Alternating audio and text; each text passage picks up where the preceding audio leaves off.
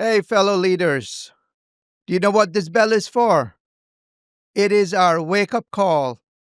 The world is changing, technological complexity. We have generation shifts, and we're on the verge of AI revolution. Your world is completely going to be upside down. What do we do at this time? How do we survive? How do we get through anxiety, burnout, stress?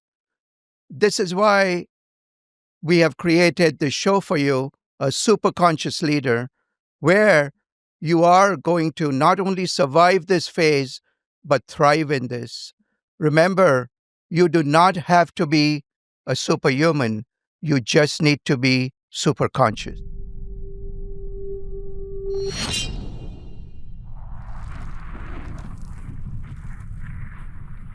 Welcome to A Superconscious Leader. I am Dr. Adil Dalal. You're watching Now Media Television. Welcome to A Superconscious Leader, where we explore the deeper dimensions of conscious leadership in today's complex world. I'm your host, Dr. Adil Dalal. On this show, A Superconscious Leader, we move beyond the conventional thinking to uncover the emotional, the mental, and even the spiritual truths that shape authentic leaders. Today's guest is Erica Butler, CEO of Hirr LLC. She brings Fortune 100 HR experience to small and mid sized organizations through her consulting work, and she's a certified DISC professional and internationally culture intelligence trainer. Erica's mission is to help culturally diverse teams and global leaders lead from space of alignment, empathy, and higher awareness. Let's begin with something we rarely talk about, but most leaders experience. Why do so many leaders feel isolated at the top, and what can be done about it? So Yes, let's get absolutely. started. Let's get started, Erica. Welcome, welcome, welcome. Well, I'm very happy to be here. Let's dive in. Thank you. The problem facing many in the audience is that even successful leaders feel isolated and unsupported in their roles. And it often feels like no one truly understands the weight they carry on their shoulders every day. So let's dive into the first question. Why do so many leaders feel isolated even in large organizations? Absolutely. So from my experience, what I've witnessed again and again are many organizations do not have programs or communities for leaders to develop together, to have an output of where to put when they're holding this heavy. They have heavy shoulders a lot. They catch all the biggest problems, and that's not embedded. So they really have to on their own go out and find it many times. And I also think I've seen many just superstar individuals get promoted, and they either whether they outgrow the relationships because people can't connect with them the same, or people see, well, now they're the leader, they have the power to fire me, or there's power there, and the leader maybe doesn't know how to navigate that in a healthy way.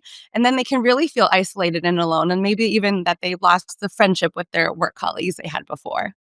Wow, that is so important. What you're saying is, I think of very few people who are at the top understand, how to overcome that. So thank you for sharing that. So let's dive into the second question. How can leaders reconnect with their purpose and build a stronger support system around them? Sure. So it's awareness that this is a gap, and really having a plan around it, and prioritizing for yourself inside the organization, also outside the organization, seeking peer groups and development and inspiration that will help you going through the good, through the hard. One example of one I'm part of is Entrepreneurs Organization, 16,000 leaders across the world, and they're just very motivated high performers. So you have accountability there, you have training and development, you have a place to share the hardest of hards, and they get it, and you just Mhm. feel validated, supported, and you have ideas to bring back to your organization. So that's just one tangible example that you need it. If you're out there and you don't have that, I would seek it out immediately because it's a game changer of what's possible for Very your true. Very career, true. right? And, Yeah. you know, using tools like LinkedIn and other professional societies could be a great, way to kind of build those, strong connections too. So thanks, Erica. Very profound. And Um, can I more point I just thought of, it's the coach and mentor. I think leaders who wanna keep growing, and I just think having a coach or mentor, is really a game changer. Very true. Very true. I think coaching and mentoring is, I think, the crux of true leadership, right? That is, it'll never go away. Those are the basics of leadership, which needs to be kind of put out into the front, especially now when AI is coming in. You cannot let AI be the coach and mentor to you. You want to be a human to human. So, thank you. Uh, what are some of the ways to create a culture where vulnerability and connection are seen more as strengths than weaknesses? Sure. What I've seen work best is when leaders are able to lead the way with that and role model it. For instance, if they do make a mistake, which we all do, they tell their team, "I'm sorry," and they take that accountability and they show that vulnerability. Also, if they feel a challenge about something, they say, "I don't maybe have the answer right now, but I will find it." Show that they don't have it all together all the time. They're not perfect. And that allows their team also to feel okay making a mistake and then to say, "Sorry, I have the accountability." And it's just role modeling it, I think, is a powerful way. Also, recognizing and celebrating when people are showing that vulnerability and connection. And then programs, if they don't have anything in place for people to connect, whether a community service day, a baseball game, lunch and learns, just ways that are already embedded in the company and the organization to connect is going to really give space for that and show it's a priority to the organization. Excellent, Erica. Do you have an example when you were vulnerable and how did it help you? I have a very simple but powerful example, and I share it oftentimes in leadership trainings that I do. My first leadership assignment, I had 75 team members and 6 department managers. I was a bit of a deer in headlights, having never led a team before other than volunteer. And I was so task oriented, so results focused. And I also didn't understand the power I had and how that could make people feel. I didn't understand the gift of that, the influence of that. So I would walk by employees and not even say hi to them because I was so focused on the tasks and the results. So my boss pulled me into his office and said, "Hey, it's not really okay, to do that." And I didn't even know I was doing it actually. So that moment, I completely changed everything. I kept my head up and I know I had a zillion tasks to do, but I always put them behind the person in front of me. And I looked at them in the eye. "How was Bobby's baseball game this weekend?" And I walked the floor. Even when I was visiting different sites, I start my visit walking the floor. I end my visit walking the floor. And you really make those connection points. Yeah.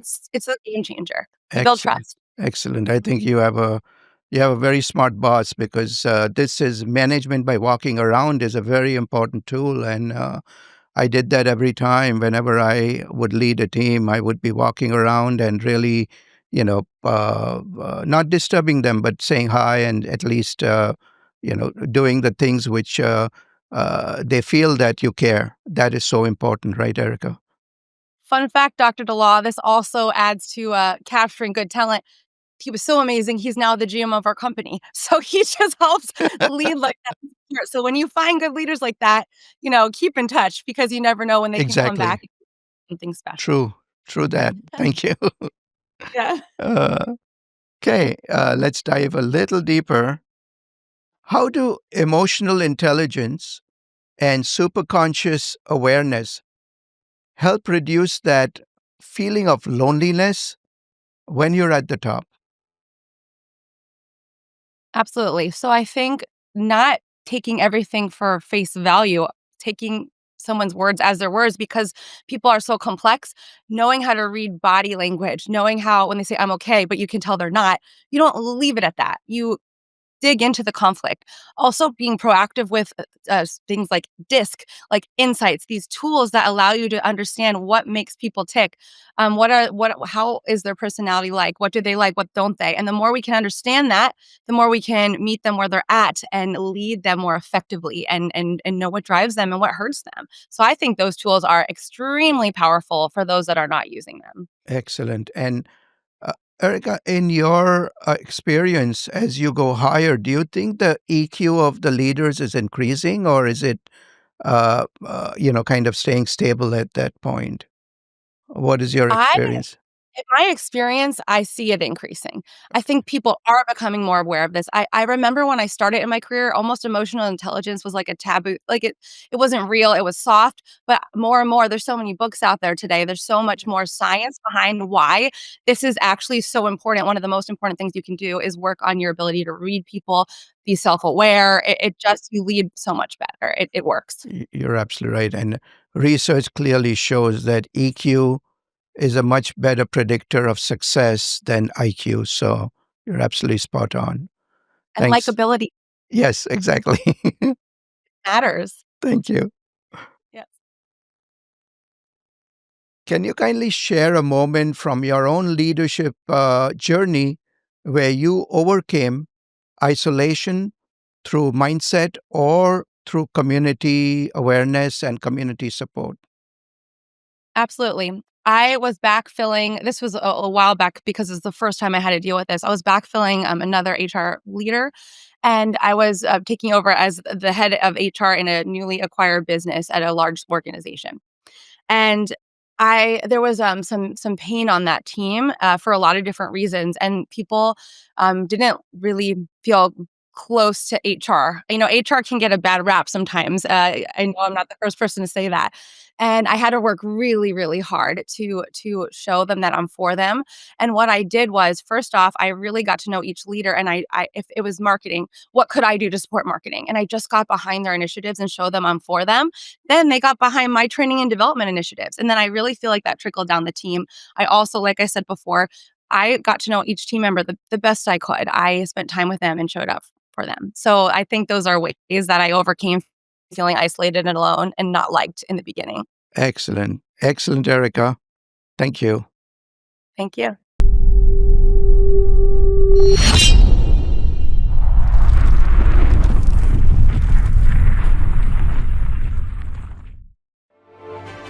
Stay tuned. We'll be right back.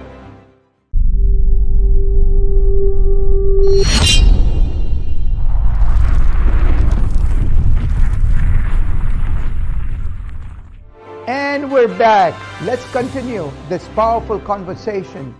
Welcome back to A Superconscious Leader. Loving what you're watching? Don't miss a moment of A Superconscious Leader or any other of your favorite shows on Now Media TV, live or on demand. Download the free Now Media app on Roku or iOS devices and enjoy instant access to our full lineup of bilingual programming in both English and Spanish. Do you prefer to listen on the go? Catch the podcast version of the show right on Now Media Television website at www.nowmedia.tv. For business and breaking news, to lifestyle, culture, and everything in between, Now Media TV is streaming 24/7. Ready? Whenever you are. We're back with Erica Butler, CEO of Hirr LLC, cultural intelligence expert, and a sought after coach for leaders, navigating stress and complexity with greater awareness. This segment dives into a hidden struggle many high achieving professionals face: burnout, stress, and from the outside, everything looks fine, but inside, many leaders are silently unraveling. So, Erica, the problem facing many audiences is that the leaders are burning out with pretending they're fine. And it often feels like the inner world is collapsing while the outer world looks successful. What are the hidden signs of burnout that leaders often ignore until it is too late? Absolutely. And I love that we're talking about this because if you can figure out the hidden signs and check yourself, you can avoid getting to that place, which is just a terrible place to be. So I would say feeling overwhelmed, feeling like some of the balls that you care about are dropping, whether personal, professional. Mm. You have to notice that and feeling like you're not performing the way you want to, even not liking yourself because you just feel like you're failing in some fronts that matter a lot to you, feeling exhausted, irritable, more inclined to be negative. So, those are some beginning feelings that happen that if you're feeling those, you need to think, okay, something needs to change. This is not going in a good direction. Very true. Very true. And we're seeing more and more of this, right? The technological changes, the generation shifts is happening, and AI is also stressing out a lot of the leaders today. Um, what are you seeing in that area where technology or generation shifts are causing upheaval and burnout for people? Have you seen that already? Oh, so often, and the challenge is we have so much coming at us all the time. We all know this, and some are able to turn it off, and others are not. And those that are on their phone at night, in the morning, and their go-to, they're just on hyperspeed all day. They don't have a chance to even think clearly. I know, I know. Our devices are getting smarter. We kind of getting a little dumber. So that's the sad truth, right? Great, great. Thank you, Erica. You focus on alignment of mind, body, and spirit. How can leaders start that alignment in order to prevent any burnout? I think you need a plan to care for each because when one's off, everything's off, right? Because they're so crucial to us being healthy as humans. So having a plan for each of them, protecting what matters most. So, exercise and eating healthy. We all know we should do it, but Mhm. is it on your calendar and do you protect that? That's not something to give up because it impacts everything. Spiritually, even part of the EO I told you, entrepreneurs organization, their number one thing is faith's important.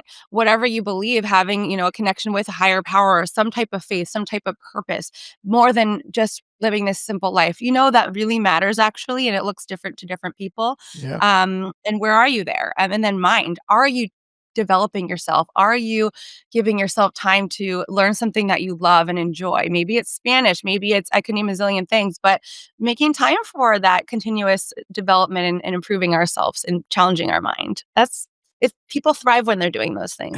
excellent, excellent. And Erica, from an HR point of view, how do you introduce spirituality into an organization? This is a very, there is a fine line between religion and spirituality. We're talking spirituality. How do you introduce that? Through mindfulness, through other programs? What have you experienced here? I do find there is a lot of challenge, in, like, corporate America doing that, right? Because, especially with all the employment laws about, Hmm. religion and well, I think leaders really tiptoe around this, but I find it is good to be open and share, your faith and is part of who you are and allowing others to do the same. And again, if not everybody has that element of their life, but making it a safe place that it's not gonna impact your promotion if you don't share the same faith as somebody, but allowing people to bring their full self to work, and that's part of their full self. So, Excellent. leading by example and allowing it and talking Very about true. it. Very true. The whole self. That's so well. Absolutely. What small daily practices can help leaders protect the energy and stay totally grounded? Well, I love the word energy, right? And we only have so much of it, especially making the tough decisions, and there's things that are easy for us and things that are hard. So I think the flow of the day, be very aware of that. Many people, for example, in the morning, they're sharp for maybe the few hours. That's when they should make their decisions. So they shouldn't have meetings. Schedule meetings after 11. I know, like I heard, even leaders like Warren Buffett, Stephen Bartlett, like leaders who are just making an impact around the world, Mhm. they do that. So I think the flow of your schedule matters a lot, and be planning around it.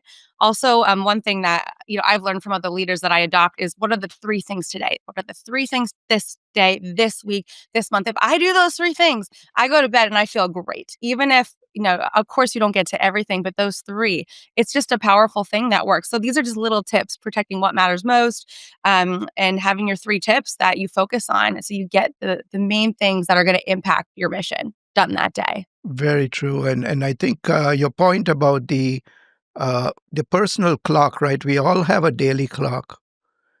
At some point we are absolutely super performers. At some points we are just, you know, done with, right? So finding that right spot is so important. So thank you for bringing that up, Erica. Appreciate that. How do you coach high performing professionals to slow down and reflect without losing any momentum? Sure. So early in my career, I learned the hard way a few times, and I had a leader say to me, slow down to go fast. So that's something I've taken with me everywhere. Of course, many of these leaders are used to being high performers, they're results oriented. They want to get there quickly. And in that, we can stress ourselves out, trip over details that we didn't pay attention to, right? So I that's a saying that I take with me, and I coach people with that saying. But also, I find that when I'm coaching people, they don't spend time to reflect and appreciate all their wins. They're so focused on the problems and Yes, what they miss. They don't focus on wins, on gratitude, on what they love about their life, about what they're doing. And I've even had people cry when I say, you need your homework assignment this time. Write down 10 things you love about yourself, 10 things that you're celebrating. And they get emotional because they're very true. so burned out or whatever. And then they write them and it's like a practice they start putting into their life. It's very freeing. It's something that will just impact you how you see yourself every day, it matters a lot. Yeah. Thank you for sharing that. Mm. What role does self awareness play in healing from or avoiding any burnout completely? Sure. I would say the best leaders I've worked with are very self-aware and they work on it. Hmm. And they're asking, how they can be better to themselves, but also around them, getting feedback. But I would just say the more self-aware we are, the more we can check in with ourselves and know today is an off day. So maybe I shouldn't be having a full plate of meetings if I can shift some things. It's a practice I learned from a leader named Christy Wright. And I do the same thing. In my morning routines, I literally check in with myself. Am I feeling good? Am I feeling sick? Is this a go day? Or did something happen in my life that I need to shift and live in a flow? Not being so hard on myself that some days are go days and other days Hmm. might be a catch up day. And that's okay. So these check-in self-awareness, the more we do it, the easier our lives will be and the more productive I believe we'll be. Excellent. Excellent. So, Erica, that is deeply, deeply insightful. For your viewers who want to connect with you or learn more about your work, where can they find you? Sure. So we have a website and they can reach out to us there at gohire.com. We're also on LinkedIn. So if they type in HIHR LLC or go hire, it should come up and they can find us on LinkedIn. We really work hard to get back quickly and happy to discuss and help and be here as a resource. Excellent, Erica. Stay tuned, folks. We'll be right back.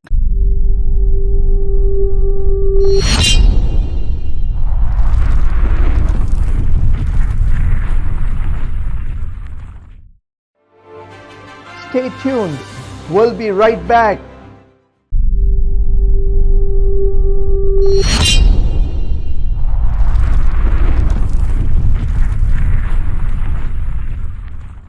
And we're back. Let's continue this powerful conversation. Welcome back, folks. We're back with Erica Butler, global HR consultant, disc coach, and someone who's helped countless high achievers shift from burnout to purpose. In this segment, we're unpacking the pressures many leaders face to keep producing more, and even when it feels like they're still falling short of who they are meant to be. The problem facing many in the audiences is they keep pushing harder to succeed, and it often feels like they're still falling short of who they're meant to be. What do you say to leaders who feel like they've done it all but still feel unfulfilled? So, Erica, this is so important, right? Would you agree that this is something which a lot of people are facing today? Is that the hollowness of uh, success, basically? Absolutely. And I first start out with a lot of questions. And one of them is around what are you chasing? What are you chasing and why? And getting them to go back to why they wanted to lead or start their mission in the first place and connect with that purpose, that mission. In the West, speaking globally, in the West, we are there's a culture around more stuff, more money, that equals more happiness. And I think we all can agree that that likely is not the case. It might make life easier, but if you're watching, about the blue zones, people who are living over 100 years old and have high quality life, it's about their relationships. It's about, healthy living choices. It's not about the stuff. So I think if we, that's just one example of a disconnect. If you're going to keep making more money, more success, more this, it doesn't translate actually to a life of wholeness and joy that you can have. Excellent, yes. And the blue zones, what you talk about, are really good benchmarks, right, for all of us as humanity of how to live our lives. So thank you for sharing that and bringing that into the conversation. Uh, Absolutely. how can superconscious awareness shift the focus from more achievement to more alignment? So I'm taking this to mean aligning with your employees, heart to heart. Of course, you want to win together, but really seeing where they're at and aligning and meeting them where they're at. I got to see this incredible keynote speaker a few months back in Germany, actually, and his name's Walter van der Berg, pro soccer player turned into a brain scientist, and he Mm, is. He focuses very much on this and how do we align with our employees. And one thing he said that was fascinating was we judge ourselves, we see our inner game. We know our whys. We know we give ourselves a lot more space, I guess, to be good, to not. Then we judge others on the outer game. We don't see what's going internally. And he has a proven process how to go deeper. And how do you connect with employees and know what their inner game is? If we can know their inner game, then we can align better and dig deeper.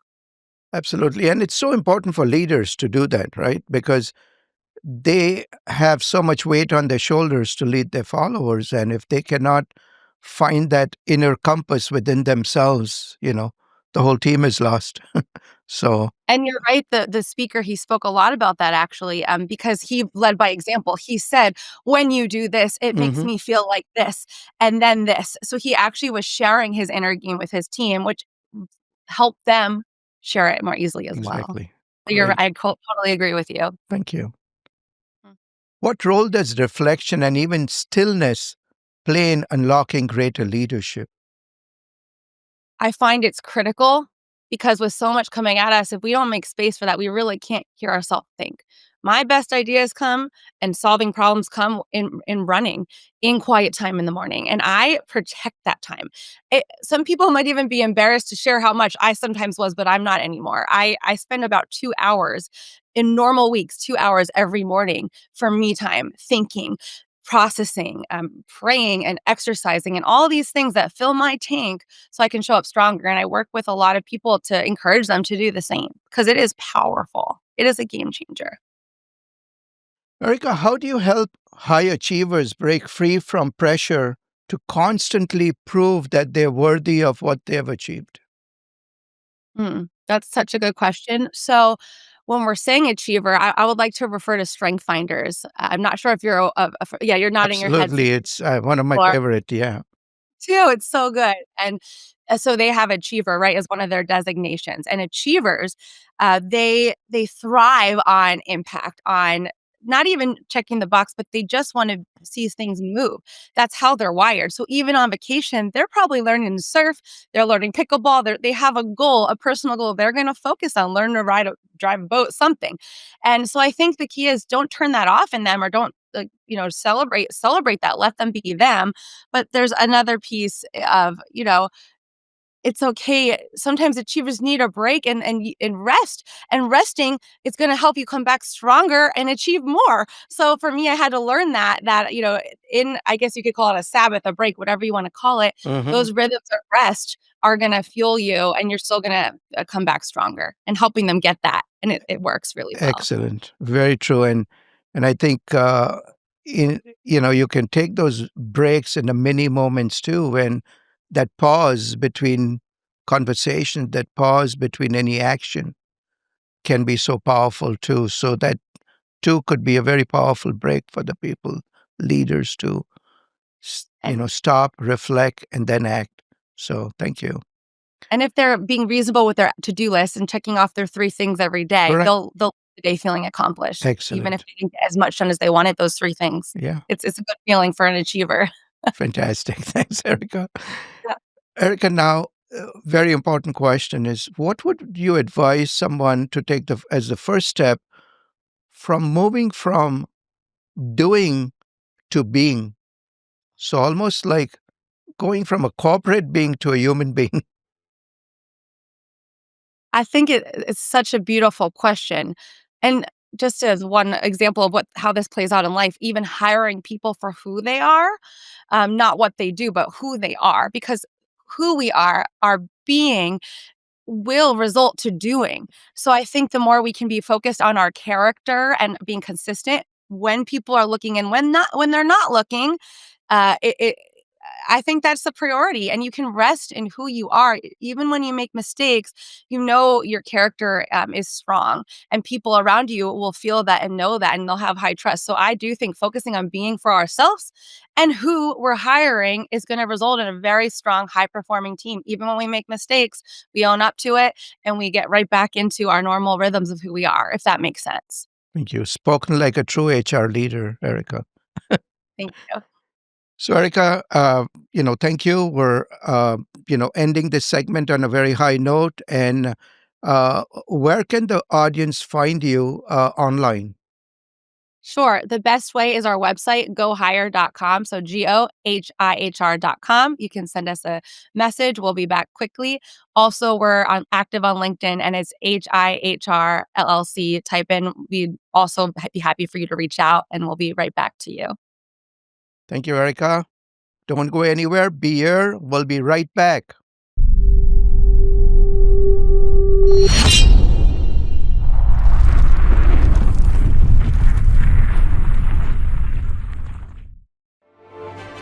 Stay tuned. We'll be right back.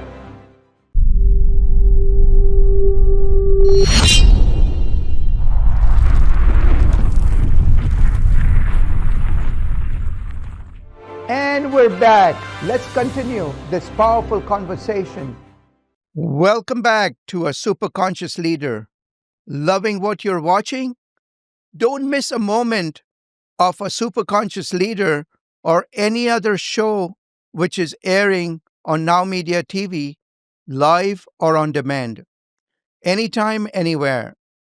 Download the free Now Media TV app on Roku or iOS and enjoy instant access to our full lineup of bilingual programming in English and in Spanish. Prefer to listen on the go? Catch the podcast version of the show right on Now Media TV website at www.nowmedia.tv. From business and breaking news to lifestyle, culture, and everything in between, Now Media TV is streaming 24/7, ready whenever you are. We're wrapping up with Erica Butler, intercultural strategist, superconscious coach, and a leader passionate about transforming workplaces by activating human potential. This final segment explores a very crucial leadership shift from managing tasks to awakening the best in human beings. The problem facing many in the audience is that they're stuck managing people instead of inspiring them. And it often feels like they're spinning wheels instead of creating change. So, Erica, what's the difference between managing people and truly leading them? Fantastic question. They are completely different definitions. We have a slide in our leadership training we've done for years, and one sphere is manager, one is leadership, and they have some overlap, but they're completely different definitions. So let's talk about that first. Managers are focused on, compliance and to-do lists and tasks, and they hold people accountable. They have a job to do, and so does the person who is reporting to them. Leaders don't need a title. They influence others. People want to be on their bus. And whether they have the title or not, they're going to move people somewhere towards something. And that is a true leader. So the best managers also are leaders. And in a company, you want your managers to be leaders as well. They're going to be a much more engaged and inspired team and much more successful results. Excellent, Erica. Great, great, very succinct. I'm very passionate about this topic too. And in my book, I write about a manager depends on control, a leader depends on trust. This is the fundamental difference. And, the key thing is, I often get asked is, who's better, a leader or a manager? What do we need to be? And I said, we need both in an organization. Would you agree? Without, Absolutely. you know, I know I can manage, but I'm not a great manager. I would be a much better leading a big team rather than trying to manage daily tasks. So, We need both. Oh, yes, but the manager, you want them to lead, right? Because exactly. without that, people aren't gonna be very, engaged likely, Very true. depending how they are. Yes, very true. Great, great question and a great answer, Erica. Thank you. Okay, now let's dig a little bit deeper into leadership. How does a superconscious leader unlock the potential rather than just checking the performance boxes? Sure. So I think being prioritizing it and having a plan, it's too easy to get into the day to day, week to week, I guess, grind of what has to happen in tasks. And then these important one on one discussions that could be just about the stuff, but no development. It's a missed opportunity. So the best organizations I've been part of and what I coach on is building it into the schedule, protecting that time so you're constantly developing. You never want to be at a performance review and the person across the table is shocked with the feedback. They should never be shocked. It should be an ongoing discussion pouring into them.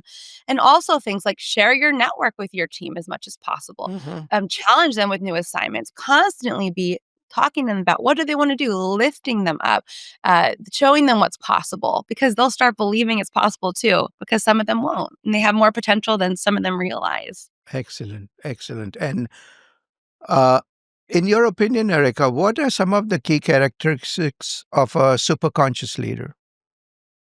I think it's someone who takes time to truly get to know their team. For instance, we always say a new leader should do a new leader assimilation and spend hours getting to know their team and what motivates them, what doesn't, pet peeves. You start off so much better. So I think the a super conscious leader really is aware and will spend that extra time, even if they feel like they don't have it. They will spend that extra time to really get to know and connect with the people on their Excellent. team. Yes. Seeing the potential in others is so critical for a superconscious leader. Excellent point.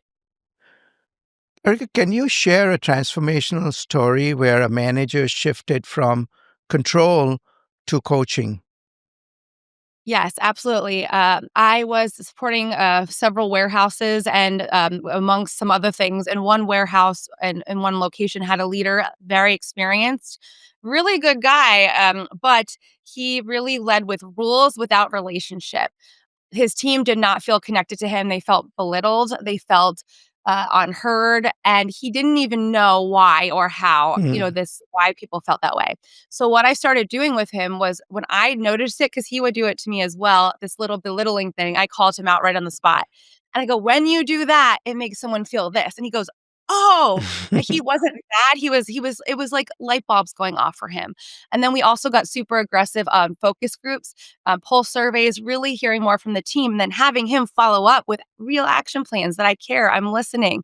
So those are just some key things we did to turn the tide and help build trust on that team. Excellent.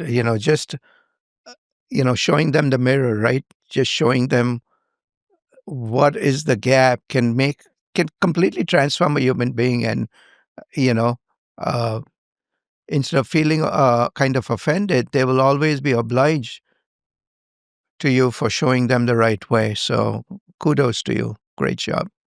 Okay. You. Well, since you brought that up, I'd love to add one piece. I Sure. do think humility is so important in leadership Yes. and seeking Very true. feedback because he could have responded with offense. I took a risk. I took a personal risk doing that because I could have lost his trust, Yes. but didn't. But I had people who have responded with offense, Yeah. and guess what? They don't last that long, unfortunately. So just an Very true. encouragement to you who might get easily offended. It's something to dig into, and people normally give feedback most times to truly because they care so much and they wanna see you be successful. Most of the Exactly. time, that's the case. Excellent point. Thank you. Okay. Yes. The next question is very near and dear to my heart. It's on neuroscience. So, what's the neuroscience behind why people thrive more under leaders who lead with empathy and vision? I love that you pulled the science behind it because I think to really know what's happening in our brains helps us make better decisions and plans and to know how our brains work. So actually in our leadership training, we have an example from Dr. Richard Bortzovitz. Not sure if you're familiar with his work, but he is an expert on neurocoaching. Mm, And what's so fascinating is they did all these MRI studies and they proved when you were giving positive coaching, positive reinforcement and feedback, the brain reacted positively and they're much more likely to change. The ability to change from what could be vision, like positive things, they could change. But when it was negative coaching, more belittling, or this was the missed mark, or nothing mhm. positive, actually the brain showed reaction, negative reaction. And Right. then that was a lot less likely to change or would not change. So that to me was so I learned that study maybe 10 years ago, but that was a huge game changer because you can really back up the whys with science. It just works better if you can help come around that person and lift them. Even if there's gaps, talk about the gaps, but say, this is what's possible. This is what I see in you. People will Excellent. respond and more likely achieve it. Yeah, no, you're absolutely right. And I think the other point is when you're being positive, you're giving positive feedback. The happy chemical in our brain called the dopamine is released, and that actually creates more. You try to replicate that same behavior, and you want to impress the leader more. So I think this is. I think in future leaders will need to be neuroscientists from a. The EQ should also include a bit of the neuroscience in there. So okay, Absolutely. let's dive into the final question. What tools can help leaders become activators of potential, not just task managers? Sure. So there's a process I would love to share that works really well, and it's simple but very effective. So it's a talent review tool, and you meet regularly with your leadership team, and you know where you place people. Where are they? Are they thriving? Are they not? And you agree, together collectively the best you possibly can, as objectively as possible. But from there, there's a lot of action. So our high performers, are they getting developed? What is their next challenge? Because that's what's going to keep them happy and being seen and wanting to be making an impact further. On the other hand, there might be some that are missing the mark. Okay, there's this lower box. Did they get enough training? What more can we do to help them be successful? Or are they not a fit? Are they failure to follow instructions? And then you have to address it. So it just gets the leaders to work together to lift the team positively, but also if there's a lack of accountability and those are pulling the team down, not a fit, they address it. And there is accountability for leaders to show up every quarter or every month and speak to it. And it's just a really powerful tool that I've seen work in many, many places. Excellent, Erica. Thank you. So, Erica, this has been powerful and practical. For those ready to evolve from a manager to an awakener, where they can follow you or connect with your work. So, just let us know how they can find you and, connect with you online. Sure. The best place is our website at gohire.com. Go and then HIHR. We're also active on LinkedIn, so you can type in HIHR and search us, and we get back to comments and would love to engage with anyone who is interested in these topics. Thank you, Erica. So, Thank you. again, thank you for bringing such depth and wisdom to a superconscious leader. Your approach reminds us that leadership isn't just about performance, it's about alignment, growth, and courageously showing up as your fullest selves. For those watching, let today be a reminder leadership is not just a role, it's a responsibility to be conscious, connected, and transformational. Whether you're leading a team of 10 or 10,000, the most important work starts from within. I'm Dr. Adil Dalal. Thank you for joining us. Stay super conscious, stay intentional, and we'll see you next time. Thank you.